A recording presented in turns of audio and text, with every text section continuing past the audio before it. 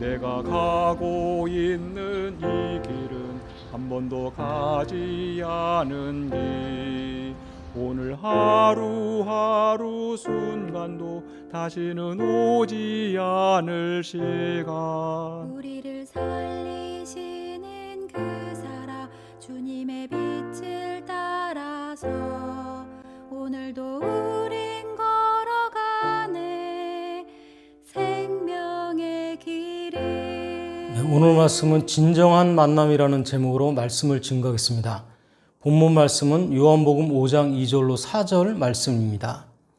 예루살렘에 있는 양문 곁에 히브리 말로 베데스다라 하는 못이 있는데 거기에 행각 5이 있고 그 안에 많은 병자, 맹인, 다리 저는 사람, 혈기 마른 사람들이 누워 물의 움직임을 기다리니 이는 천사가 가끔 못에 내려와 물을 움직이게 하는데 움직인 후에 먼저 들어가는 자는 어떤 병에 걸렸든지 낫게 되밀어라.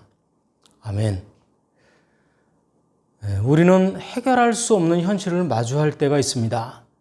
그리고 우리가 처한 어려운 현실은 아무도 알지 못하는 가운데 겪는 시련과 고통일 수 있습니다.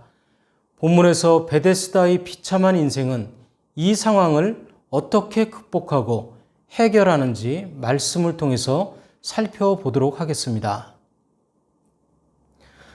먼저 진정한 만남은 마주침을 넘는 데 있습니다.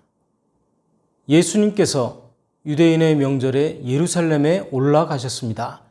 그때 모든 사람들은 명절의 기쁨과 축제를 누리고 있었습니다. 그런데 예수님은 오순절에 외롭고 고통스러운 사람들이 모여있는 베데스다 연못을 찾아가셨습니다.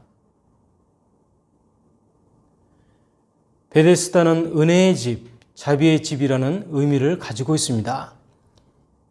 이 베데스다 연못은 가끔 이 연못의 물이 동할 때 제일 먼저 들어가는 사람은 무슨 병이든지 낫는 기적의 장소입니다.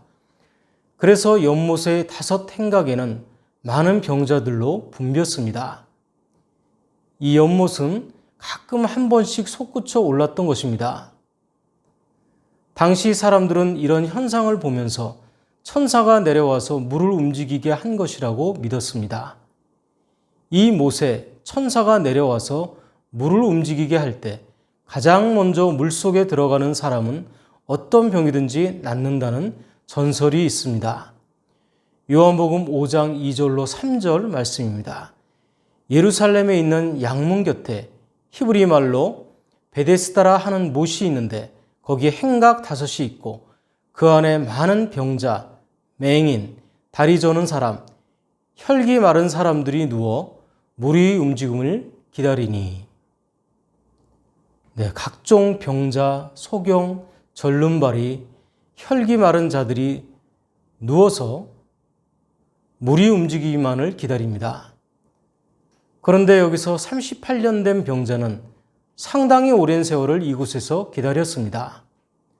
그러나 물이 동할 때 먼저 들어가는 것은 늘 다른 사람의 차지였습니다. 요한복음 5장 4절로 5절 말씀입니다. 이는 천사가 가끔 못에 내려와 물을 움직이게 하는데 움직인 후에 먼저 들어가는 자는 어떤 병에 걸렸든지 낫게 됨이러라. 거기 38해 된 병자가 있더라. 그렇습니다. 예수님께서는 세상 사람들의 관심 밖이었던 병자에게 찾아오셨습니다. 진정한 만남은 상호간의 눈뜸이 있어야 합니다. 그것은 물의 진동보다 영혼의 진동이 없으면 진정한 만남이 아니라 한때의 마주침에 불과하기 때문입니다. 그런 만남이 되기 위해서는 자기 자신을 끝없이 가꾸고 다스려야 합니다. 그것은 마치 좋은 친구를 만나려면 먼저 나 자신이 좋은 친구가 되어야 하는 것과 마찬가지입니다. 왜냐하면 친구라는 것은 나의 부름에 대한 응답이기 때문입니다. 우리가 우연히 만나 우연으로 끝나면 마주침에 지나지 않습니다. 그러나 우연처럼 만났으나 필연으로 이어지면 그것은 만남이라 할 수 있습니다.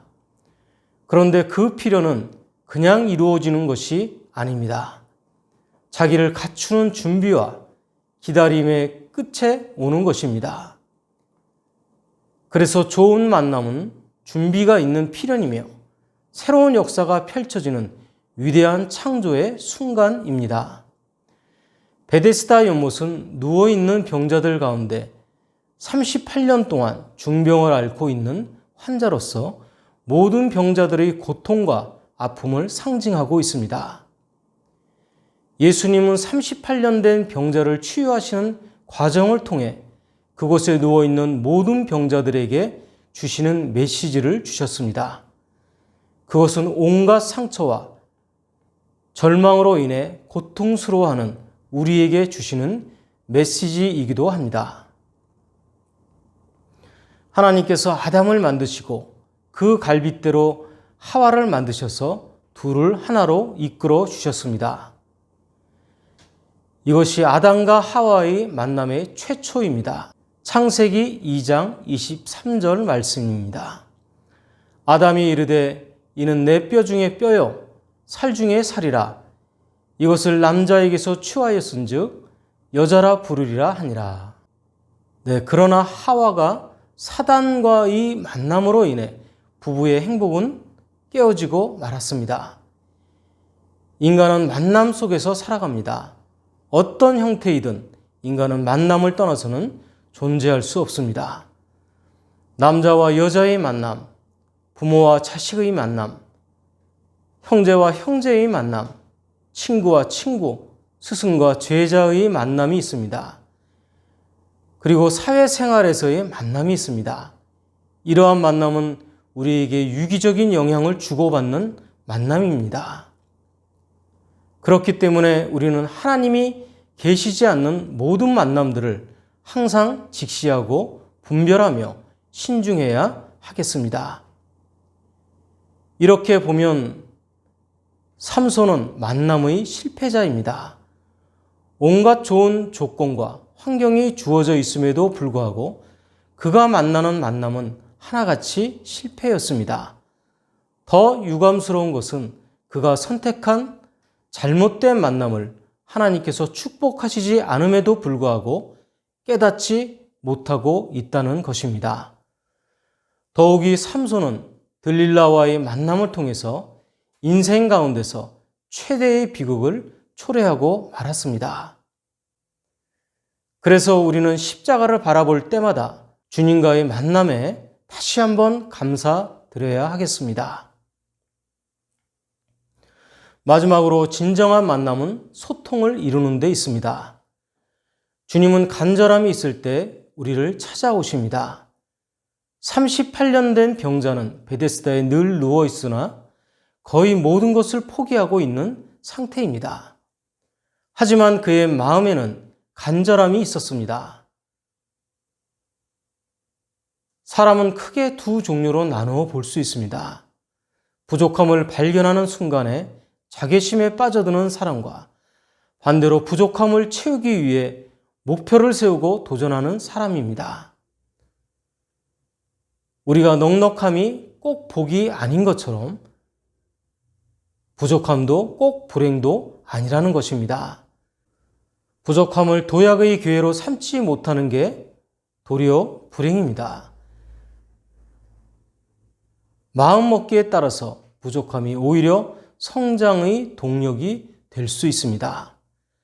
간절한 소망이 있는 부족함은 도리어 불행을 돌파하는 힘을 만드는 원천이 될 수 있기 때문입니다. 그러므로 우리가 오랜 실패를 경험한 것이 반드시 부정적인 것이라고 할 수 없습니다. 요한복음 5장 6절 말씀입니다. 예수께서 그 누운 것을 보시고 병이 벌써 오래된 줄 아시고 이르시되 내가 낫고자 하느냐. 예수님의 질문은 38년 된 병자에게 아직도 소망을 잃지 않고 있는지를 확인하신 것입니다. 38년 된 병자는 생존 경쟁 사회 속에서 완전히 버림받은 사람입니다. 그는 어느 누구에게도 돌봄을 받지 못한 비참한 사람입니다. 더욱이 그의 치유받고자 하는 열망만으로는 연못이 움직인다 할지라도 아무것도 이룰 수 없었습니다. 그럼에도 불구하고 그의 간절한 열망이 있었기 때문에 주님이 그를 찾아오셨을 때 그 만남을 통해서 변화가 일어났습니다. 이렇게 구원과 치유는 예수님이 어떤 분이신지를 명확히 알고 고백하는 것에서 중요합니다. 여기에 분기점과 전환점이 있습니다. 그때 성령의 역사가 있기 때문입니다. 요한복음 14장 6절 말씀입니다. 예수께서 이르시되 내가 곧 길이요 진리요 생명이니 나로 말미암지 않고는 아버지께로 올 자가 없느니라. 네, 이 말씀은 나로 말미암지 않고는 하나님을 알 수도 없다는 뜻입니다. 치유의 목적은 잘 알고 보면 구원을 이루는 데 있기 때문입니다. 요한복음 5장 7절 말씀입니다. 병자가 대답하되 주여 물이 움직일 때 나를 못에 넣어주는 사람이 없어 내가 가는 동안에 다른 사람이 먼저 내려가나이다. 네, 여기서 나, 즉 자기는 에고로서, 즉 자기만을 위해라는 뜻으로 오랜 세월 그곳에 있었으나 그 연못은 이 중환자를 위한 배려가 전혀 없는 치열한 격정장이었던 것입니다. 이렇게 세상은 모두 자기만 생각하는, 자기만 있는 곳입니다. 다른 사람이 내가 어려울 때 나를 도와줄 것 같고 내 인생의 어려운 문제를 해결해 줄 것 같지만 모두 자기가 먼저지 진실로 나의 도움이 될 자는 없습니다. 때문에 우리는 부질없는 것에 희망을 걸지 말고 예수님께 소망을 기대하시기를 원합니다. 이럴 때 주님은 낙심하지 않고 간절히 사모하는 자를 찾아주십니다. 은혜도 사모하게 되는 자에게 주시는 것입니다. 우리가 현실에 안주하고 좌절하면 열망은 사라지고 맙니다. 그러면 주님이 우리에게 변화할 수 있는 은혜를 부어주시지 않습니다.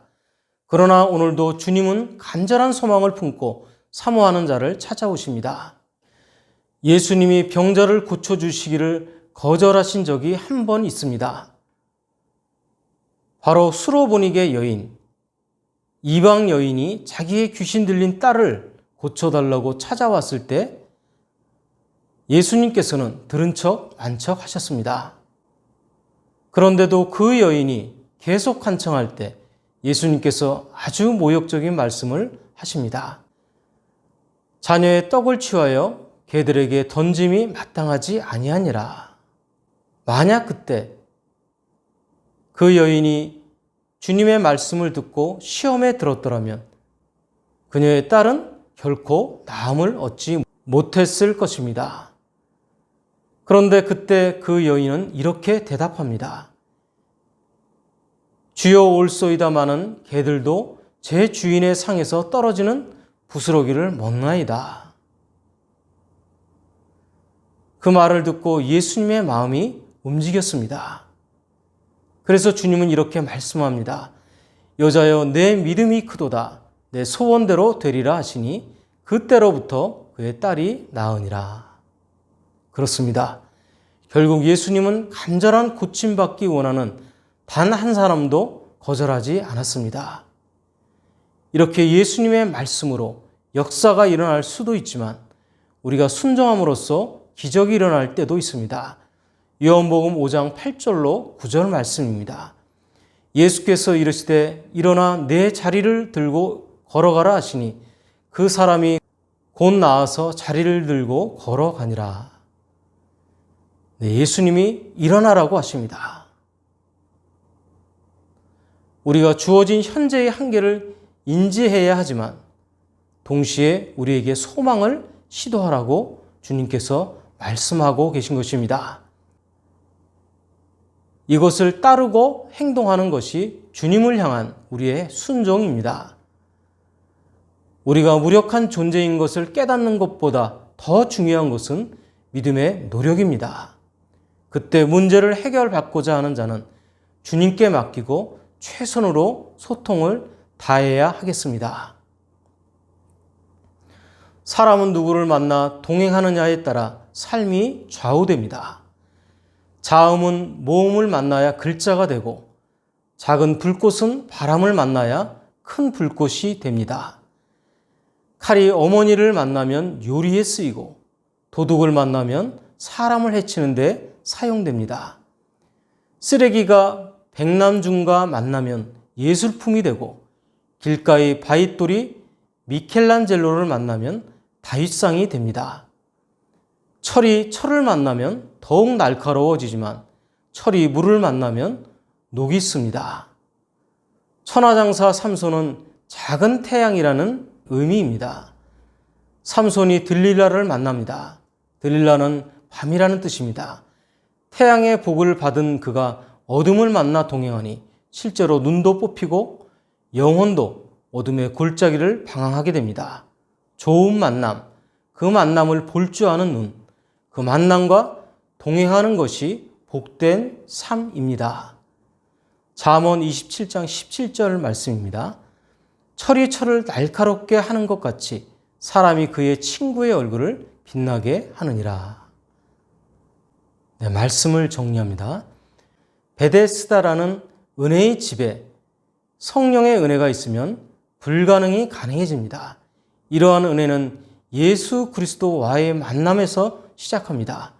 그런데 진정한 만남은 마주침을 넘는 데 있습니다. 그리고 진정한 만남은 소통을 이루는 데 있습니다.